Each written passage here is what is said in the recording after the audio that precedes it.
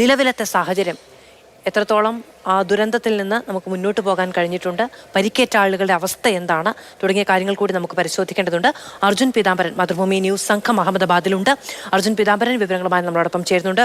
അർജുൻ, എത്രത്തോളം അതിജീവിച്ചു എന്നത് രാജ്യത്തിന്റെ ചോദ്യമാണ്. നമുക്ക് ഇനിയൊരു അപകടം ഇനി ഉണ്ടാകരുത് എന്ന എല്ലാ മുൻകരുതലുകൾക്കിടയിലും വേദന ഏറ്റുവാങ്ങേണ്ടി വന്ന മനുഷ്യർ നിലവിൽ അതിനെ എങ്ങനെ നേരിടുന്നു എന്നത് അറിയേണ്ടതുണ്ട്. എന്താണ് അവിടുത്തെ സാഹചര്യം?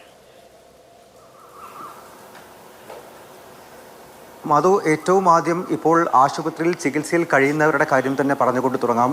അവരുടെ ആരോഗ്യനില മെച്ചപ്പെട്ടു വരികയാണ് എന്നുള്ള വിവരം തന്നെ നമുക്ക് ആശുപത്രി അധികൃതരിൽ നിന്നും ലഭിക്കുന്നത്. അതായത് ഇവരെ എല്ലാവരെയും കൃത്യമായി നിരീക്ഷിച്ചുകൊണ്ടിരിക്കുന്നു.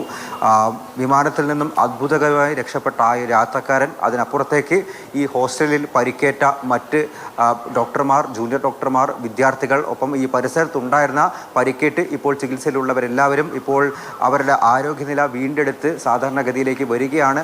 അടുത്ത അല്പം ഒരു 24 മണിക്കൂറിനകം തന്നെ അവരെ മെച്ചപ്പെട്ടൊരു ആരോഗ്യനിലയിലേക്ക് മാറും എന്നുള്ളൊരു വിവരം തന്നെയാണ് ആശുപത്രി അധികൃതർ നമുക്ക് നൽകിക്കൊണ്ടിരിക്കുന്നത്. മറ്റൊന്ന് വിഷമകരമായിട്ടുള്ള കാര്യമെന്ന് പറയുന്നത് ഈ മരണപ്പെട്ടവരുടെ DNA പരിശോധനകളെല്ലാം തന്നെ ഇപ്പോഴും പുരോഗമിച്ചു കൊണ്ടിരിക്കുകയാണ്. ഇതിനോടകം തന്നെ 200-ലധികം ആളുകളുടെ ബന്ധുക്കൾ വന്ന് അവരുടെ DNA സാമ്പിളുകൾ നൽകിയിരിക്കുന്നു. അതിൻ്റെ പരിശോധന നടന്നുകൊണ്ടിരിക്കുകയാണ്. എത്രയും പെട്ടെന്ന് തന്നെ ഈ മൃതശരീരങ്ങൾ, അതായത് DNA ഫലം പോസിറ്റീവ് ആവുന്ന മൃതശരീരങ്ങൾ അവരുടെ ബന്ധുക്കൾക്ക് വിട്ടു നൽകാൻ വേണ്ടിയിട്ടുള്ള നടപടിയിലേക്ക് ഏറ്റവും പ്രധാനവും അത് തന്നെയാണ്. എത്ര പേർ അതിൽ യാത്ര ചെയ്തിട്ടുണ്ട്, അതിൽ എത്ര പേർ രക്ഷപ്പെട്ടു, ഇതൊക്കെ നമുക്ക് അറിയാവുന്ന കാര്യമാണ്. എന്നിരുന്നാൽ പോലും അവനവൻ്റേത് എന്ന് വിചാരിക്കുന്ന ഏറ്റവും പ്രിയപ്പെട്ടവരുടെ എന്തെങ്കിലും ഒന്ന് സംസ്കരിക്കാൻ കിട്ടുക എന്ന് പറയുന്നത് ജീവിച്ചിരിക്കുന്നവരുടെ ആവശ്യം കൂടിയാണ്. അപ്പോൾ അത്തരം നടപടികൾ, ഈ DNA പരിശോധന അടക്കമുള്ള കാര്യങ്ങളുമായി ബന്ധപ്പെട്ട് എത്രത്തോളം വിപുലമായ സംവിധാനങ്ങൾ അവിടെയുണ്ട്?